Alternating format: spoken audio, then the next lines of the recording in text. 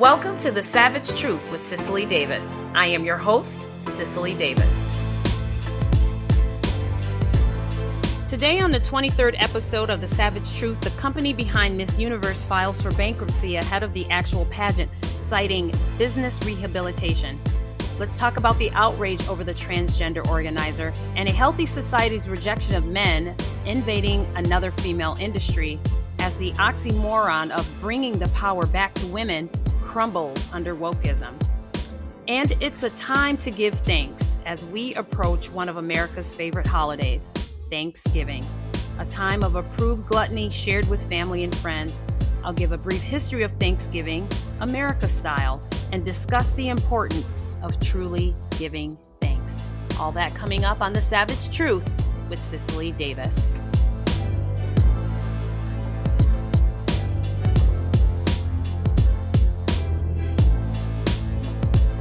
Welcome back, everyone, to The Savage Truth. I am your hostess, Cicely Davis. It's Thanksgiving week for many of us, and I thank you for tuning in as we gear up for a day of traditioned gluttony as approaching this coming Thursday, the 23rd of November, 2023.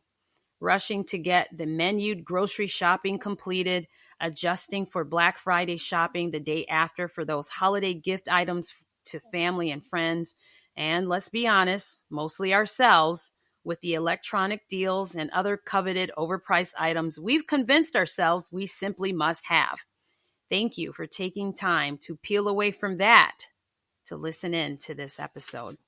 Please like, share, subscribe, and leave a positive review on Apple Podcasts, YouTube, and Spotify as we get right into it. So let me start out by saying I'm a girly girl.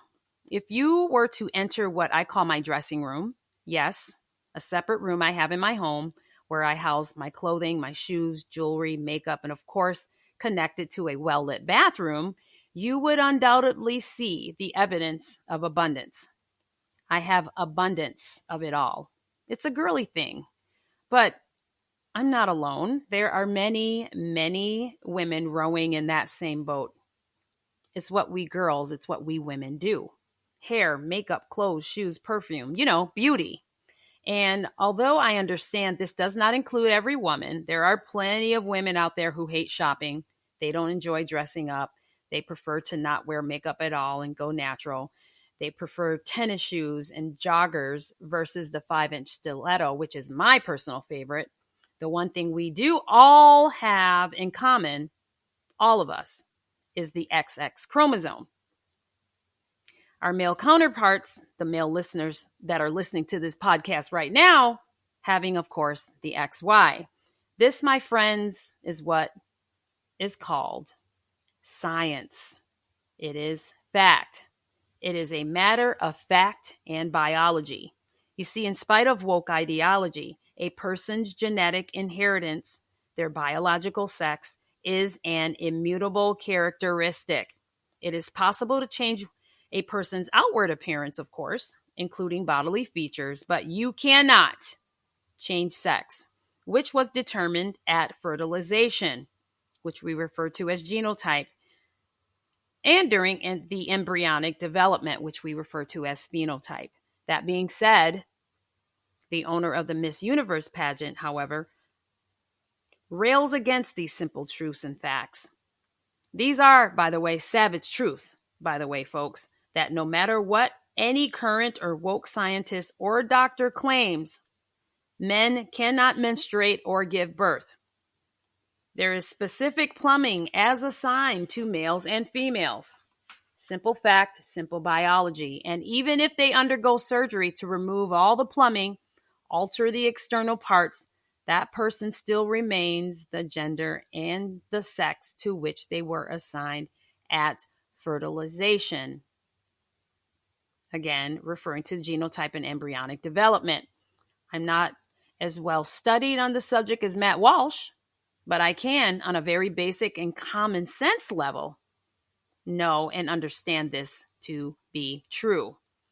So the Thai business tycoon and transgender activist Ann Jukra Jutatip, I know I butchered that, of the JKN Global Group bought the Miss Universe organization for $20 million in 2022. Jukra Judatip, who has international fame as a transgender celebrity, described the purchase at the time as a strong strategic addition to our portfolio. A public document sent to the Stock Exchange of Thailand from JKN Global Group declared JKN Global Group Public Company Limited, that operating as the company, has filed a petition for business rehabilitation with the Central Bankruptcy Court under the Bankruptcy Act BE 2483 on November 8th. The Central Bankruptcy Court has subsequently issued an order to accept the petition for business rehabilitation of that company on the day after November 9th of 2023. So for the first time, this year's Miss Universe pageant was slated to feature at least 2 transgender contestants. Miss Portugal, a flight attendant named Marina Machete, and Rique Collier, aka Rick, who changed his name at 11, the first transgender Miss Netherlands. Spain's Angela Ponce was the pageant's first trans contestant in 2018, but did not advance to the finals. Machete told fans in a social media post that the Miss Universe organization is so inclusive, breaking boundaries and creating a platform for women not only to empower them, but as well to create real changes in their own communities. Now, after the acquisition of the Miss Universe pageant and under the leadership of Ann Jukra Judatip, a vocal advocate for transgender rights and a prominent figure in the Thai reality shows like Project Runway, JKN pledged to expand Miss Universe within Asia, intending to introduce branded merchandise. That was the original intention. These are what the business sites were the business sites of JKN. Despite the bankruptcy filing, the company expressed confidence in the capacity of its new financial structure to sustain business operations, including the Miss Universe pageant. Now, I have to take a break here and just flex a little bit of my business and financial knowledge, simply to confirm and assure you listeners that you're not at all tuning in on a weekly basis to an ignorant host. I am fully aware that bankruptcy is a tool utilized for financial maneuvering. The declaration of bankruptcy doesn't inherently signal the imminent closure of a company. I know that major firms have often employed bankruptcy filings to restructure, to reduce debt, and to manage expenses they find unsustainable. Absolutely aware of that. For JKN, this decision seemed to be driven by the need to address a $12 million missed loan repayment and cope with what the firm termed a liquidity problem. My take on it is this. There's also a clear social rejection of wokeism here. As more and more men invade female industries such as sports, the workplace, modeling, sorority clubs, and pageants.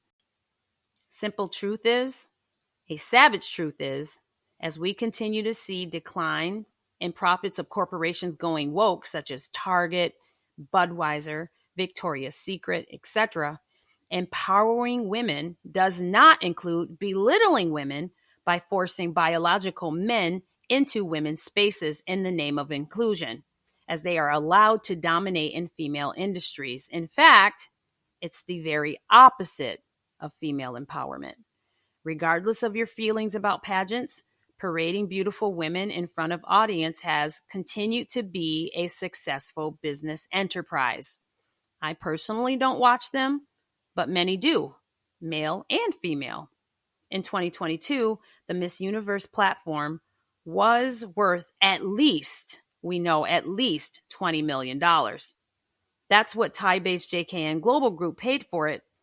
But a year later, JKN has now filed for bankruptcy protection to solve a clear liquidity problem.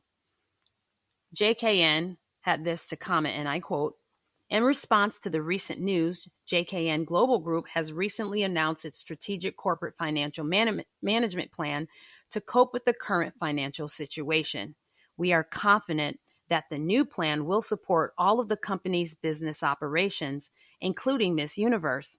We confirm that Miss Universe 2023 will be held in El Salvador on November 18, 2023, where a top-notch experience provided to our fans will remain as our top priority. We reaffirm that we will provide the legacy and protect it of Miss Universe and will be carried on by the JKN Global Group as envisioned from the beginning. So as Saturday passed, the 18th, the night of the Miss Universe pageant, Shanice Palacios of Nicaragua was crowned Miss Universe, and Antonia Porslid of Thailand was named runner-up. Both XX chromosomes respectfully. And as I congratulate the winners of the contest, it still must be stated that the Miss Universe brand is dying, as the inevitable end for many other woke-embracing entities have or will soon recognize. The evidence of that being, yes, the Miss Universe pageant was aired, but it was on the Roku channel. The days of network television carrying the event appears to be over. We reaffirm that the legacy of Miss Universe will be carried on by JKN Global Group as envisioned from the beginning. As envisioned from the beginning? Really? JKN put a transgender activist in charge of the pageant, which had 2 transgenders competing. Were they a shoo-in for the top 5 if their talent was bench pressing 250? And I don't know about you listeners, but I didn't realize there was a shortage of beautiful pageant-worthy women in places like the Netherlands and Portugal, both of whom woke up one day and decided a guy in a dress was the finest example of womanhood in their countries. Talk about a slap in the face, women. The message being, thanks for competing, but this dude is a better woman than all of you women. And as expected in Wokeville, the expectation is they all must and had to probably stand around and pretend that they were happy about sharing the competition, sharing dressing rooms, and the entire experience, and to also pretend to be happy for the 2 women who were deprived as runner-ups in the Netherlands and Portugal for qualification. I may not be a beauty expert, but I am a woman since the moment of conception and happy to be so. Yes, beauty is in the eye of the beholder, but woke knows no master and it knows no boundary. Choosing some guy born Nicholas, now changed to Nikki, over a manifold of pretty young women is an unsustainable trend, very much like the owner himself, and Jukra Jukatip. If they are unable to resolve their liquidity problem, they'll have to sell off their assets. And we can only hope that whoever buys the Miss Universe brand, assuming someone thinks it's actually a company worth being rehabilitated, let's hope it returns the 70-plus year tradition to its first 60-plus years before it got woke and went broke. Moving on. Turkey, dressing, mashed potatoes and gravy, pumpkin pie, cornbread, cranberries and rolls, and so much more, with a second and a third and fourth helpings. Football, the Cowboys. What am I referring to? Of course, Thanksgiving. Thanksgiving is, without a doubt, one of America's favorite holidays. It is a time to gather with family and friends. It's a time to share a traditional meal and express gratitude for the good things in life. It can also be a time of service to others in the community. In the U.S. here, Thanksgiving is historically a day to praise and thank God for our blessings and ask Him to heal the nation's wounds. It was also a national day of penitence to humbly repent for our sinfulness and our selfishness. Thanksgiving means devotion. It means sacrifice and praise or an offering. Thanksgiving is an act of worship, giving thanks for all things as part of God's providence. The true meaning of Thanksgiving focuses upon relationship. Thanksgiving is a relationship between God and man, family and friends, one fellow man to another. Thanksgiving begins with acknowledging God as faithful, earnestly giving him thanks in advance for his abundant blessings. Let's do a little brief history about Thanksgiving. Abraham Lincoln wasn't the first president to declare a national day of Thanksgiving for the people of the United States.